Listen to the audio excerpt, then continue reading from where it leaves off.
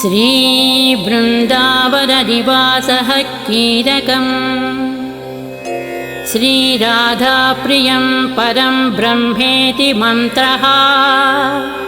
धर्मादिचतुर्विध पुरुषार्थसिद्ध्यर्थे जपे विनियोगः।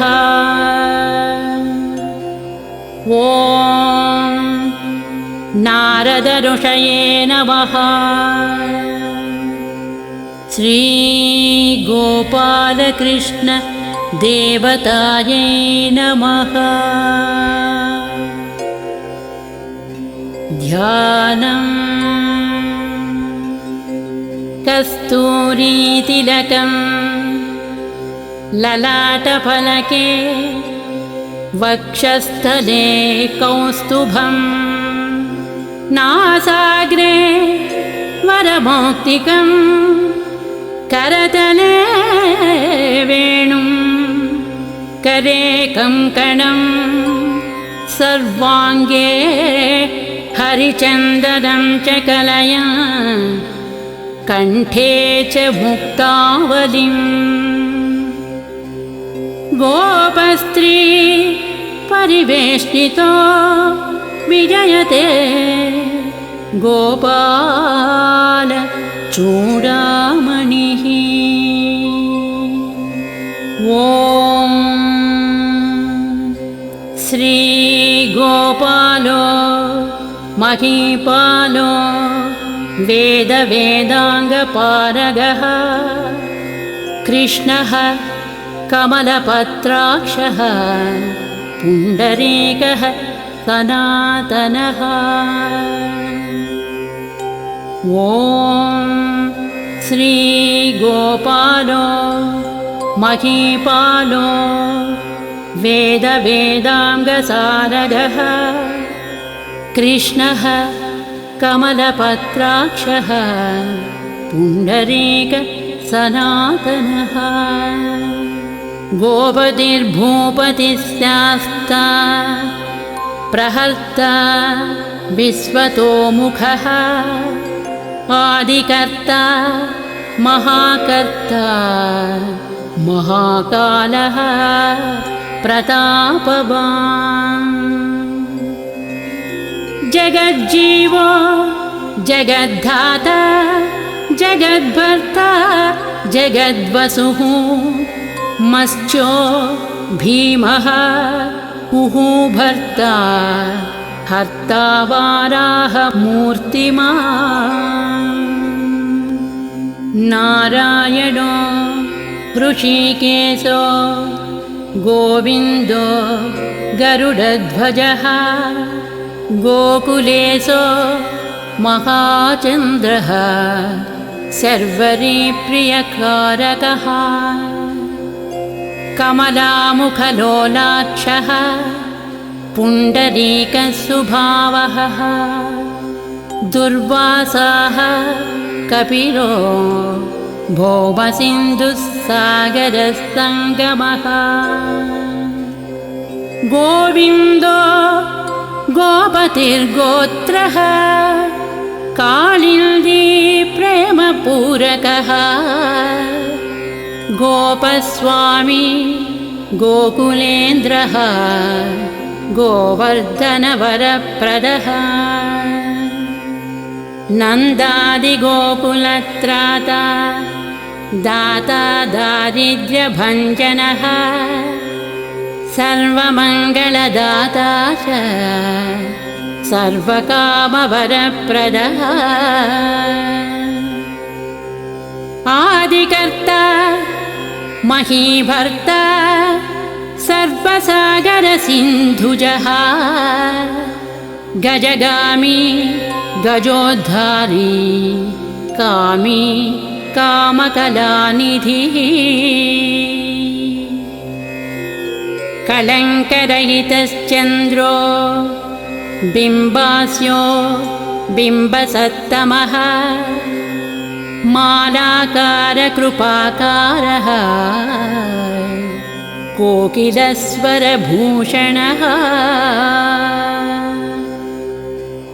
रामो नीलाम्बरो देवो हली द्विवदमर्दनः सहस्राक्षपुरीभेत्ता महामारी विनाशनः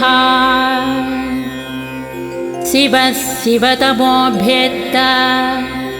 बलारातिप्रपूजकः कुमारी वरदायी च वरेण्यो मीनकेतनः नरो नारायणो धीरो धरावतिरुदारधी श्रीपतिः श्रीनिधिः श्रीमान् मापतिः प्रतिराजः बृन्दापतिः कुलं ग्रामी धाम ब्रह्म सनातनः रेवतीरमणो रामः प्रियश्चञ्चललोचनः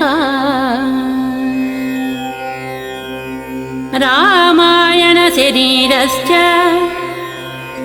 रामो रामः श्रियः पतिः सर्वरः सर्वरी सर्वः सर्वत्र शुभदायकः राधा राधयिता राधी राधाचित्तप्रमोदकः राधारतिसुखोपेतो राधामोहनतत्परः राधावशीकरो राधाहृदयाम्बोजषट्पदः राधालिङ्गनसम्मोदो राधानर्तनकौतुकः राधा सङ्गातसम्प्रीति राधा कामफलप्रदः बृन्दापतिः कोकनिधिः कोकशोकविनाशनः चन्द्रापतिः चन्द्रपतिः चण्डकोदण्डभञ्जनः रामो दाशरथी रामो भृगुवंशसमुद्भवः रामो दाशरथी रामो भृगुवंशसमुद्भवः आत्मा रामो जितक्रोधो मोहो मोकान्धभञ्जनः वृषभानुभवो भावी काश्यपिः करुणानिधिः कोलाहलो हलो हाली हली हलधरप्रियः राधामुखाब्जमार्ताण्डो भास्करो रविजो विधुः विधिर्विधाता वरुणो वारुणो वारुणीप्रियः रोहिणी हृदयानन्दी वसुदेवात्मजो बलिः नीलाम्बरो रौहिणेयो जरासन्धवधोमलः नागो जवाम्भो विरुदो वीरः वरदो बली गोपदो विजयी विद्वान् शिपिविष्टः सनातनः परशुरामवचोग्राही वरग्राही शृगालः धमघोषोपदेष्टा च रथग्राही सुदर्शनः वीरपत्नी यशस्त्राता जराव्याधि विघातकः द्वारकावास तत्त्वज्ञो हुतासनवरप्रदः यमुनावेगसंहारी नीलाम्बरधरः प्रभुः विभुः सरासनो धन्वी गणेशो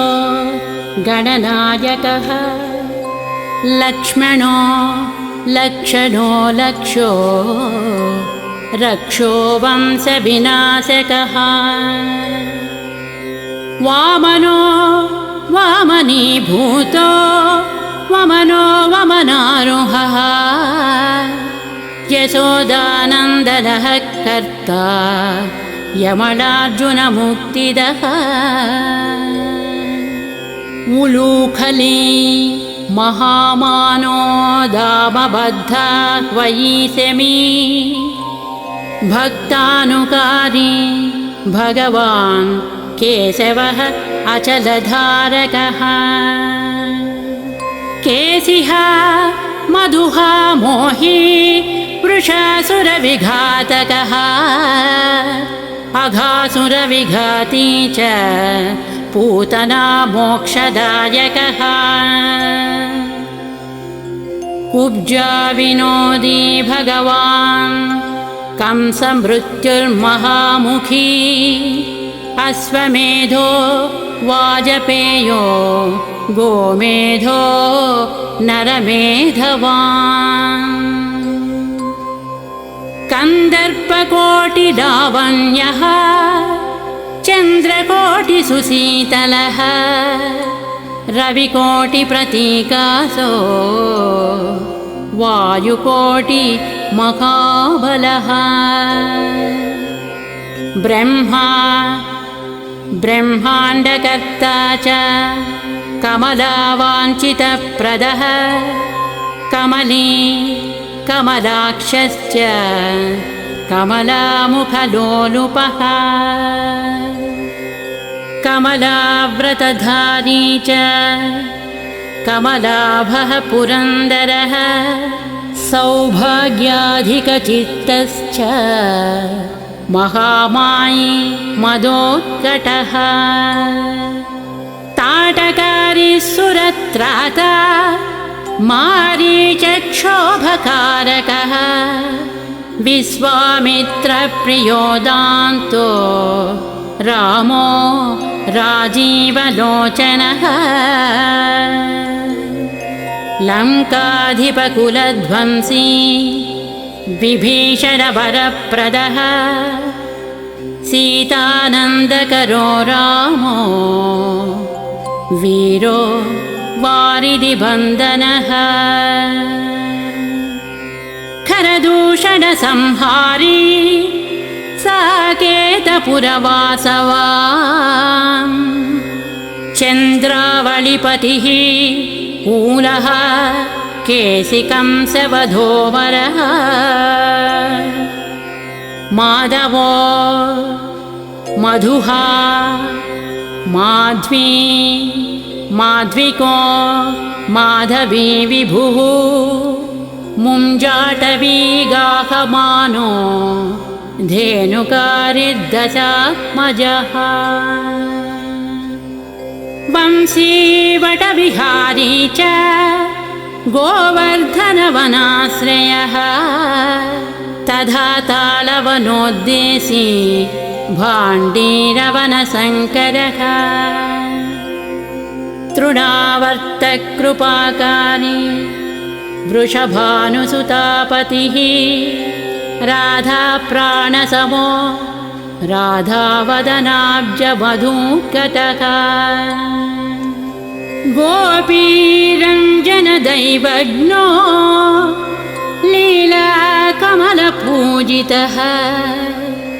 क्रीडा कमलसन्दोः गोपिका प्रीतिरञ्जनः रञ्जको रञ्जनो रङ्गो रञ्जी रञ्जमहीरुहः कामः कामारिभक्तश्च पुराणपुरुषः कविः नारदो देवलो भीमो बालो बालामुखाम्बुजः अम्बुजो ब्रह्मसाक्षी च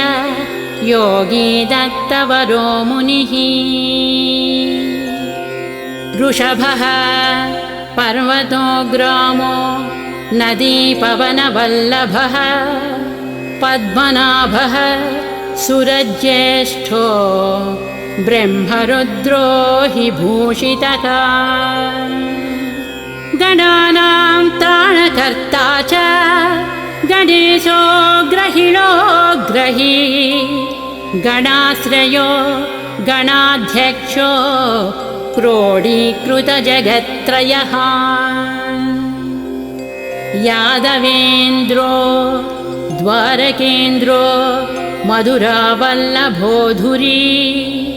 भ्रमरः कुन्तली कुन्ती सुतरक्षी महामनाः यमुना वरदाता च काश्यपस्य वरप्रदः शङ्खचूडवदोद्धामो गोपीरक्षणतत्परः पाञ्चजन्यकरो रामी त्रिरामी वनजोजयः फाल्गुनः फाल्गुनसखो विराधवदकारकः रुक्मिणी प्राणनाथश्च सत्यभामा प्रियङ्करः कल्पवृक्षो महावृक्षो दानवृक्षो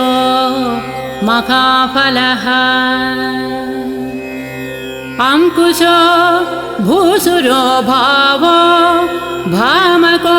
भ्रामको हरिः सरलस्याश्वतो वीरो यदुवंशशिवात्मकः प्रद्युम्नो बलकर्ता च प्रहर्ता दैत्यः प्रभुः महाधनो महावीरो वनमाला विभूषणः तुलसीदामसो भाग्यो जालधरविनाशनः सूरः सूर्यो मृकुण्डुश्च भास्वरो विश्वपूजितः रविस्तमोः वह्निश्च बाडबो बडबानलः दैत्यदर्पविनाशी च गरुडो गरुडाग्रजः गोपीनाथो महीनाथो बृन्दानाथो वरोधकः प्रपञ्ची पञ्चरूपश्च लतागुल्मश्च गोमतिः गङ्गा च यमुनारूपो गोदा वेत्रवती तथा कावेरी नर्मदा तापी गण्डकी सरयूरजः राजसस्तामसः सत्त्वी सर्वाङ्गी सर्वलोचनः सुधामयो अमृतमयो योगिनां वल्लभः शिवः बुद्धो बुद्धिमतां श्रेष्ठो विष्णुर्विष्णुः शचीपतिः वंशी वंशधरो लोको विलोको मोहनाशनः रवरावो रवो रामो वलो वालो वलाहकः शिवो रुद्रो नलो नीलो लाञ्चली लाञ्चलाश्रयः पारदः पावनो हंसो हंसारूढो जगत्पतिः मोहनी मोहनो मायी महामायो महासुखी वृषो वृषाकपिः कालः कालीदमनकारकः कुब्जा भाग्यप्रदो वीरो रजकक्षयकारकः कोमलो वारुणी राजा जलजो जलधारकः हारकः सर्वपापघ्नः परमेष्ठी पितामहः खड्गधारी कृपाकारी राधारमणसुन्दरः द्वादशारण्यसंभोगी शेषनागफणालयः कामस्यामः सुखश्रीदः श्रीपतिः श्रीनिधिः कृतिः हरिर्हरो नरो नारो नरोत्तमयिषु प्रियः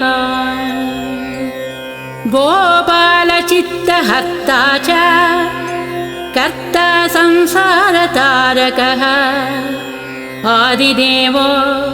महादेवो गौरी गुरुरनाश्रयः साधुर्मधुर्विधुर्धाता त्राता क्रूरपरायणः रोलम्बीचः यग्रीवो वानरारिर्वनाश्रयः वनं वदी वनाध्यक्षो महावल्यो महामुनिः स्यमन्तकवणिप्राज्ञः विघ्नो विघ्नविघातकः गोवर्धनो वर्धनीयो वर्धनी वर्धनप्रियः वार्धन्यो वर्धनो वर्धी वर्धिष्णुस्तु सुखप्रियः वर्धितो वर्धको वृद्धो बृन्दारकजनप्रियः गोपालरमणी भर्ता साम्बकुष्ठविनाशनः रुक्मिणीकरणप्रेमा प्रेमी चन्द्रावलीपतिः श्रीकर्ता विश्वभर्ता च नारायणनरो बली गणो गणपतिश्चैव दत्तात्रेयो महामुनिः व्यासो नारायणो दिव्यो भव्यो भावुकधारकः स्वश्रेयसं शिवं भद्रं भावुकं भवुकं शुभं शुभात्मकः शुभस्यास्ता प्रशस्तो मेघनादः ब्रह्मण्यदेवो दीनानाम् उद्धारकरणक्षमः कृष्णः कृष्णः कृष्णः कमलपत्राक्षः कृष्णः कमललोचनः कृष्णः कमलपत्राक्षः कृष्णः कमललोचनः कृष्णः कामी सदा कृष्णः समस्तप्रियकारकः नन्दो नन्दी महानन्दी मादी मादनकः किली मीली हिली गिली गोली गोलो गोलालयो गुली गुग्गुली मारकी शाखी वटः पिप्पलकः कृती म्लेच्छः कालहर्ता च यशोदा यश एव च अच्युतः केशवो विष्णुः हरिः सत्यो जनार्दनः हंसो नारायणो नीलो लीनो भक्तिपरायणः जानकीवल्लभो रामो विरामो विषनाशनः सिंहभानुर्महाभानुः वीरभानुर्महोदधिः समुद्रोऽब्धिरकूपारः पारावारस्तरित्पतिः गोकुलानन्दकारी च प्रतिज्ञापरिपालकः सदा रामः कृपारामो महारामो धनुर्धरः पर्वतः पर्वताकारो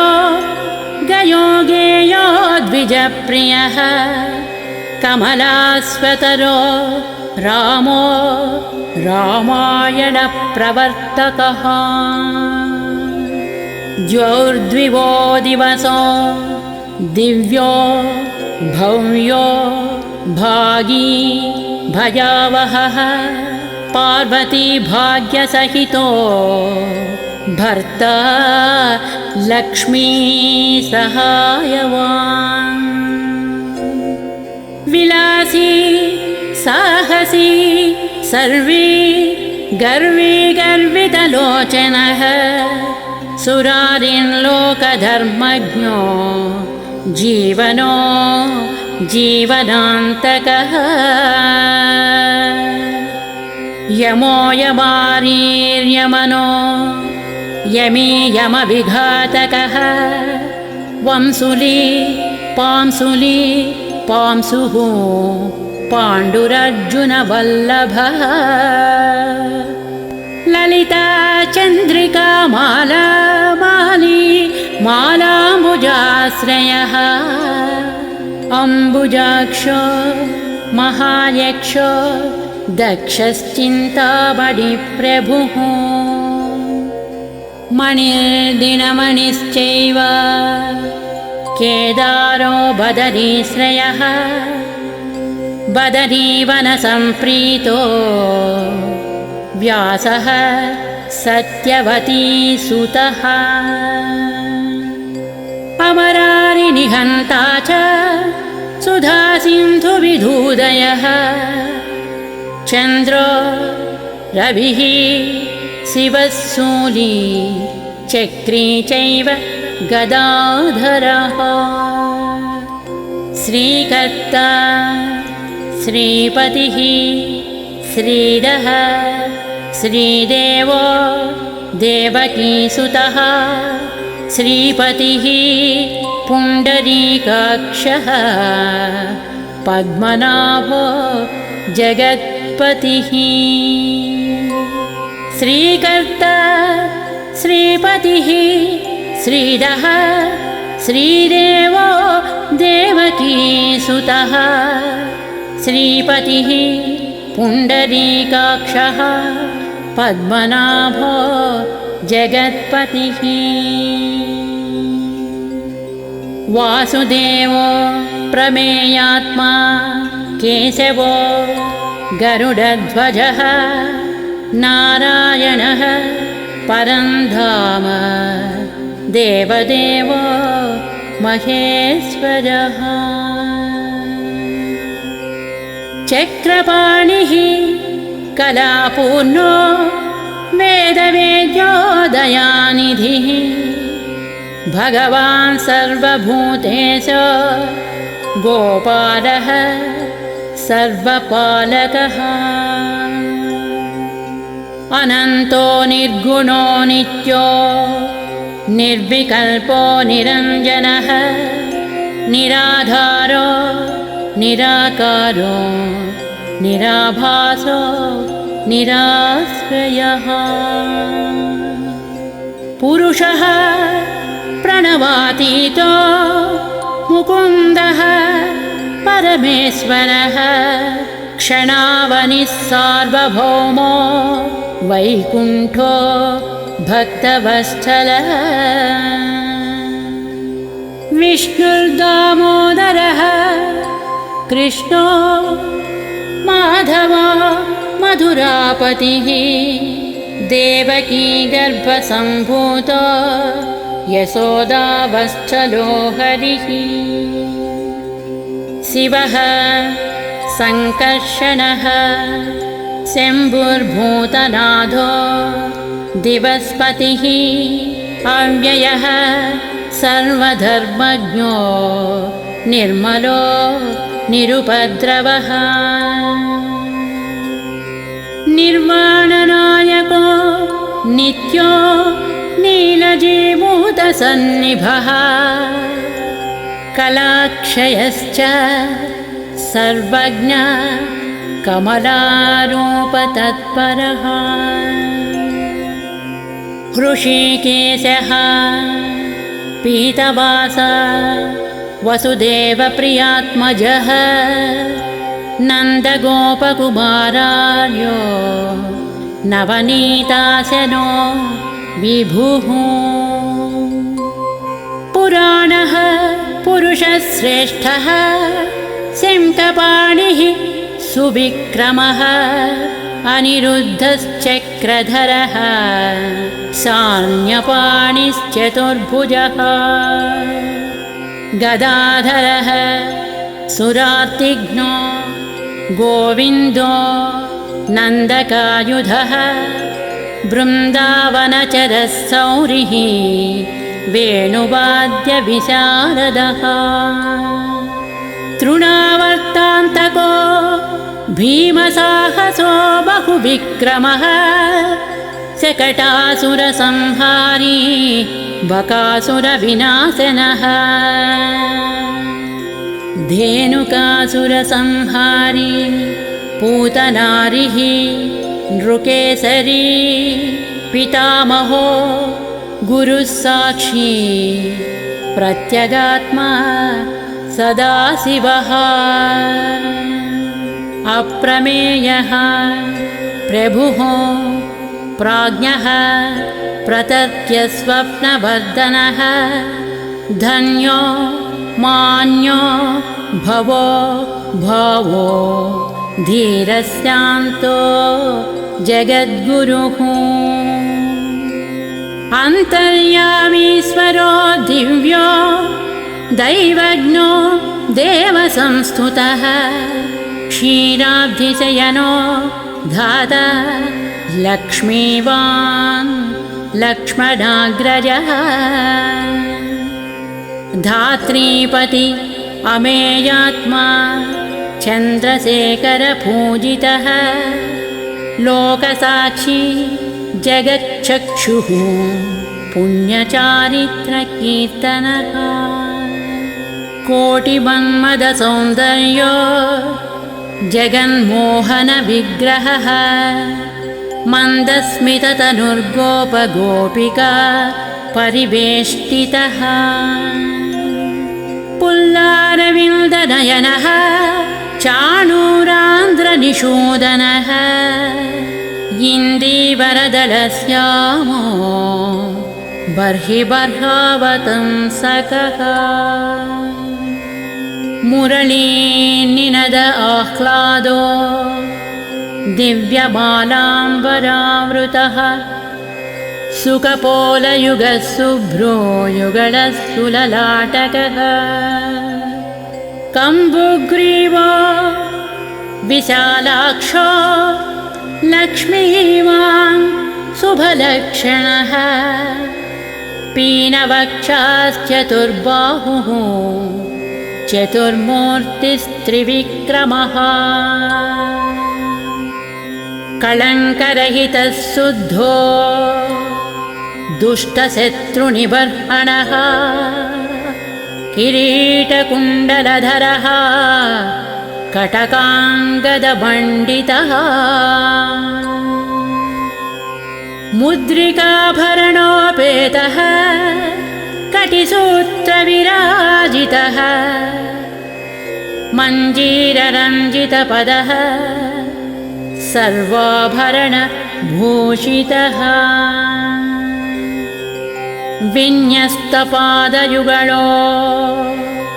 दिव्यमङ्गलविग्रहः गोपिकानयनानन्दः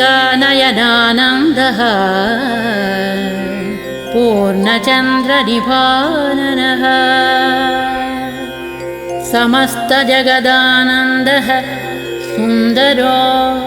लोकनन्दनः यमुनातीरसञ्चारी राधामन्मथ वैभवः गोपनारीप्रियोदान्तो गोपीवस्त्रापहारकः शृङ्गारमूर्तिः श्रीधामा तारको मूलकारणम् सृष्टिसंरक्षणोपायः क्रूरासुरविभञ्जनः नरकासुरसंहारी मुरारिर्वैरिमर्दनः आदितेयप्रियो दैत्यभीकरो यदुशेखरः जरासन्धकुलध्वंसी कंसारातिः सुविक्रमः पुण्यश्लोकः कीर्तनीयो यादवेन्द्रो जगन्नुतः रुक्मिणीरमणः सत्यभामा जाम्बवती प्रियः मित्रविन्दा नाग्नजिती लक्ष्मणा समुपासितः सुधाकरकुले जातो ननन्तः प्रबलविक्रमः सर्वसौभाग्यसम्पन्नो द्वारकापट्टणस्थितः भद्रा सूर्यसुतानाथो लीलामानुष विग्रहः सहस्रषोडशस्त्रीशो भोगमोक्षैकदायकः वेदान्तवेद्यः संवेद्यो वैद्यो ब्रह्माण्डनायकः गोवर्धनधरो नाथः सर्वजीवदयापरः मूर्तिमान् सर्वभूतात्मा आर्तत्राणपरायणः सर्वज्ञः सर्वसुलभः सर्वशास्त्रविशारदः षड्गुणैश्वर्यसम्पन्नः पूर्णकामो दुरन्धरः महानुभावः कैवल्यदायको लोकनायकः आदिमध्यान्तरहितः शुद्धसात्विकविग्रहः असमानः समस्तात्मा शरणागतवत्सलः उत्पत्तिस्थितिसंहारकारणं सर्वकारणम् गम्भीरः सर्वभावज्ञः सच्चिदानन्दविग्रहः विश्वक्सेनः सत्यसन्धः सत्यवाक् सत्यविक्रमः सत्यव्रतः सत्यरतः सत्यधर्मपरायणः आपन्नार्तिप्रशमनो द्रौपदीमानरक्षकः कन्दर्पजनकः प्राज्ञो जगन्नाटकवैभवः भक्तवस्यो गुणातीतः सर्वैश्वर्यप्रदायकः दमघोषसुतद्वेषी बाणबाहुविखण्डनः भीष्मभक्तिप्रदो दिव्यः कौरवान्वयनाशनः कौन्तेयप्रियबन्धुश्च पार्थरथः सारथिः नारसिंहो महावीरः स्तम्भजातो महाबलः प्रह्लादवरदः सत्यो देवपूज्यो भयङ्करः उपेन्द्र इन्द्र वरजो वामनो बलिबन्धनः गजेन्द्रवरदः स्वामी सर्वदेव नमस्कृतः शेषपर्यङ्कशयनो वैनतेयरथोजयी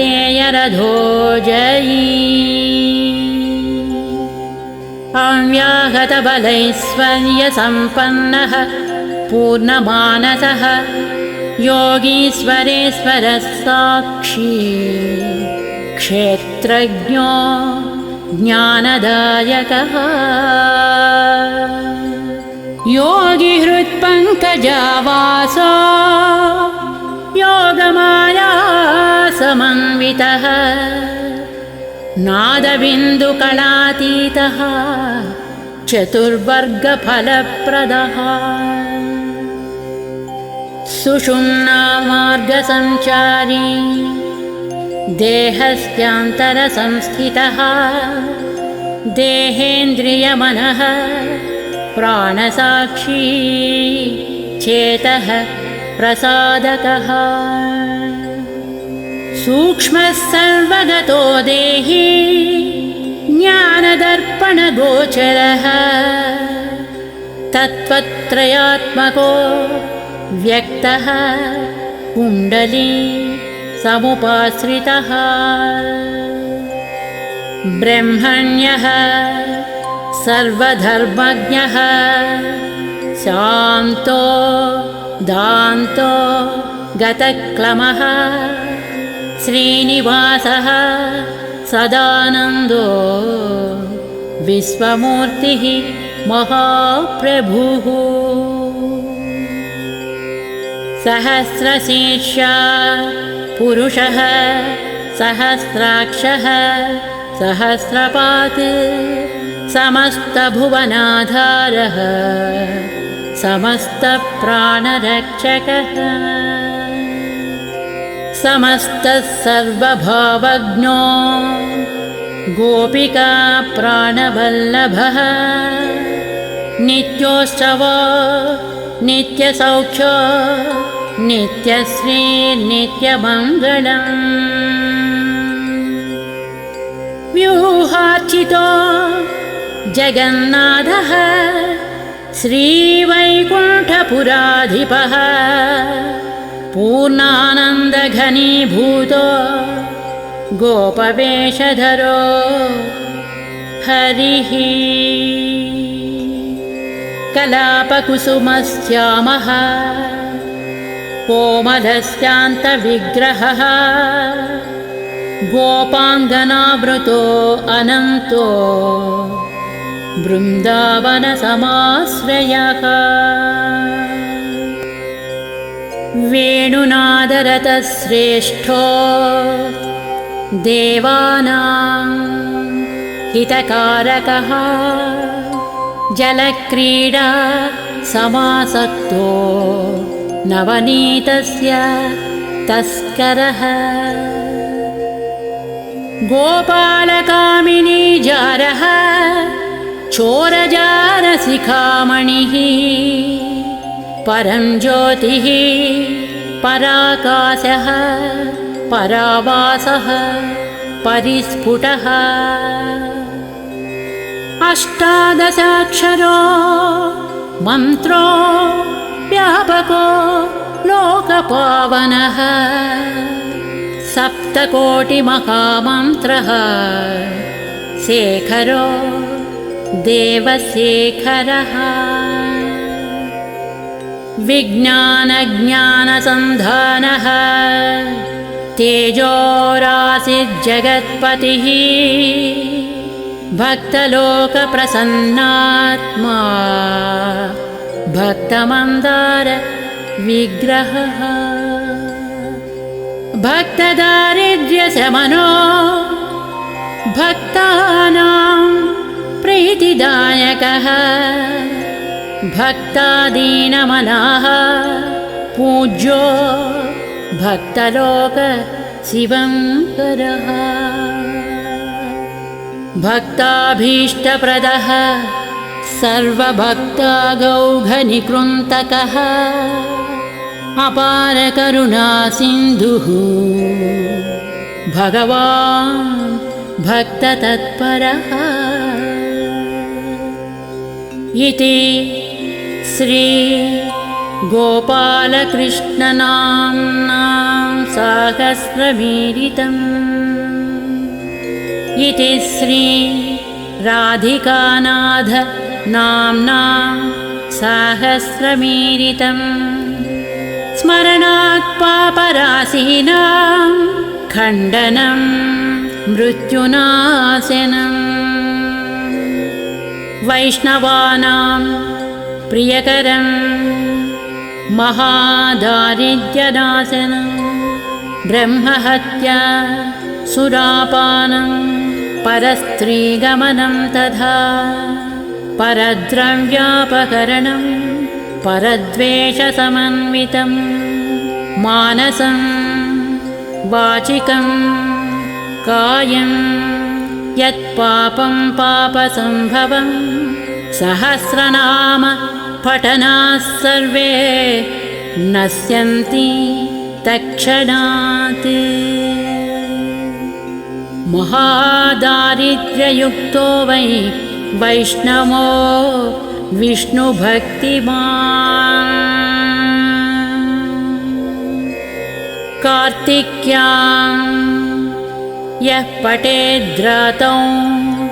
शतमष्टोत्तरं क्रमात् पीताम्बरधरो धीमा सुगन्धी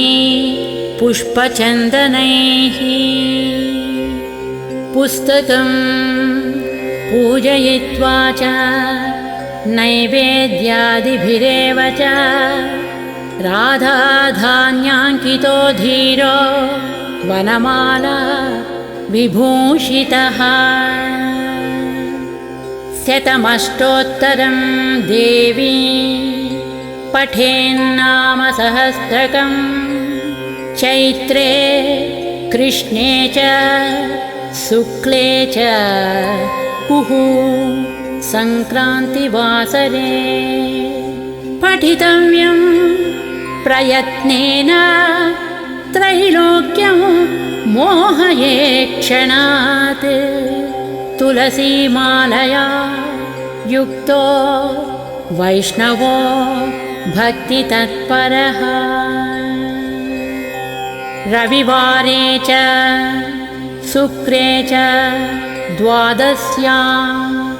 श्राद्धवासरे ब्राह्मणं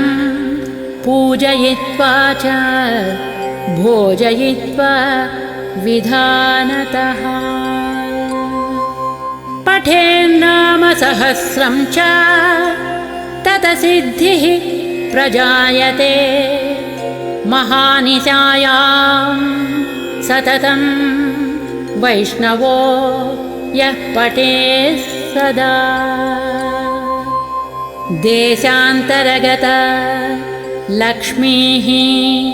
समायाति न संशयः त्रैलोक्ये तु महादेवी सुन्दर्यः काममोहिताः मुग्धा स्वयं समायान्ति वैष्णवं च भजन्ति ताः रोगी रोगात् प्रमुच्येत बद्धो मुच्येत बन्धनात् गर्भिणी जनयेत् पुत्रं कन्या विन्दति सत्पतिं राजानो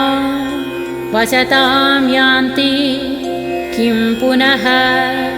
क्षुद्रमानुषाः सहस्रनामश्रवणात् पठनात् पूजनात् प्रिये धारणा सर्ववाप्नोति वैष्णवो नात्र संशयः वंशीवटे च व्यवटे तथापि पलकेधवा कदम्बपादपतले श्रीगोपालस्य सन्निधौ यः पठेद्वैष्णवो नित्यं स याति हरिमन्दिरं कृष्णेनोक्तं राधिकायै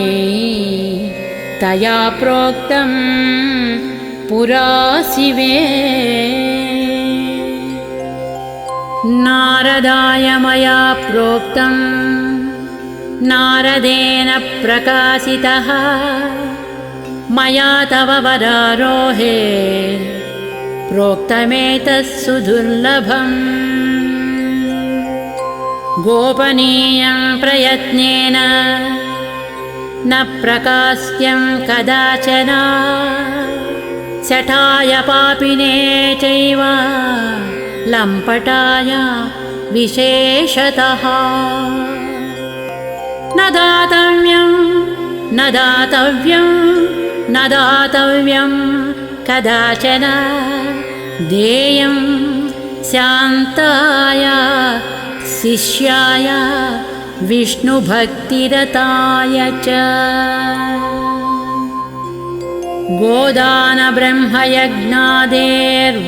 गोदानब्रह्मयज्ञादेर्वाजपेयशतस्य च अश्वमेधसहस्रस्य फलं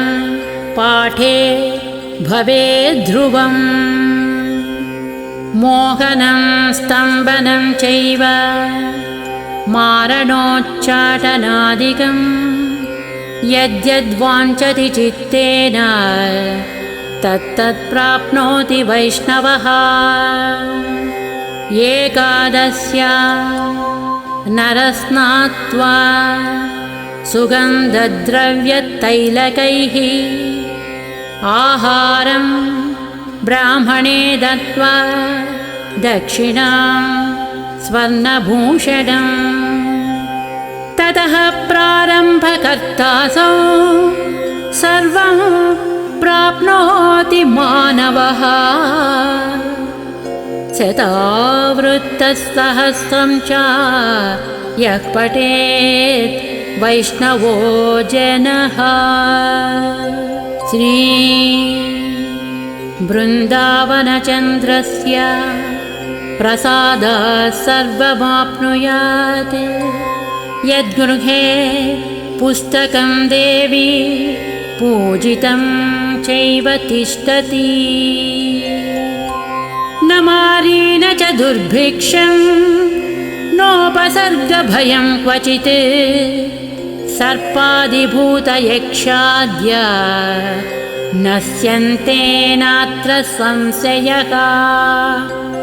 श्रीगोपालो महादेवी वसेत्तस्य गृहे सदा यद्गृहे च सहस्रं च नाम्नां तिष्ठति पूजितम् श्रीगोपालो महादेवी वसेत्तस्य गृहे सदा यद्गृहे च सहस्रं च नाम्नां तिष्ठति पूजितम्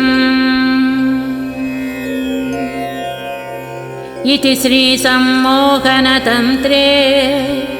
हरगौरी संवादे श्रीगोपालकृष्ण सहस्रनामस्तोत्रम् समाप्तम्।